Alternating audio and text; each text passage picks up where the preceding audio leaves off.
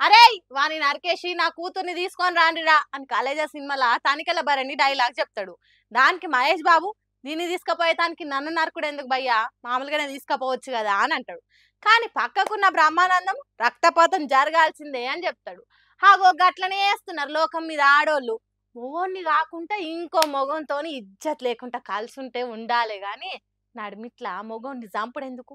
ఇరాకులు తీసుకొని ఏరే బతకొచ్చు కదా. విషమిచ్చి చంపుడు, డ్రమ్ములలో పెట్టుడు, కుక్కర్లలో వండుడు, హనీమూన్కి తీసుకుపోయి హత్యలు చేసుడు, దేనికి వాళ్ళ ఇష్టాల కోసం ఎట్లనన్నా చేసుకోండ్రి కానీ మనుషులను చంపుడెందుకు? కనీసం వారానికి వార్త గీసంటే చదవాల్సి వస్తుందని నేను ఎప్పుడు అనుకోలేదప్ప. భూపాలపల్లి జిల్లా చిట్యాల మండలం విడతల అనే ఊర్లుండే కవిత అనే మహా గొప్ప పతివ్రత వేరే మొగంతోని ఏషాలు వేసుకుంటా తాలిగట్టిన మొగని చంపింది.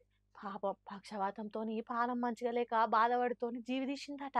తన ఇగరం తక్కువ ఎవరం ఇంట్లున్న తన 22 ఏండ్ల బిడ్డ తెలుస్తుందని కడుపార కన్న బిడ్డను కూడా చంపి అడవిలో వారేసిందట. అక్కడెవరో క్షుద్ర పూజలు చేసినట్టు, నరబలి ఇచ్చినట్టు పసుపు కుంకుమలు చల్లిందట, నిమ్మకాయలకు బొట్లు పెట్టిందట. మరి శవం ఎవలనేది తెలవాలి కాబట్టి ఆధార్ కార్డు అక్కడే వేసిందట. చూడుండ్రి ఎంత తెలివి కల్లా ఆడిదో దొరసాని. పోలీసులకు కవిత తీరు మీద అనుమానం వచ్చి గద్దిచ్చి గట్టిగా అడిగితే మొత్తం బయటికి చెప్పిందట.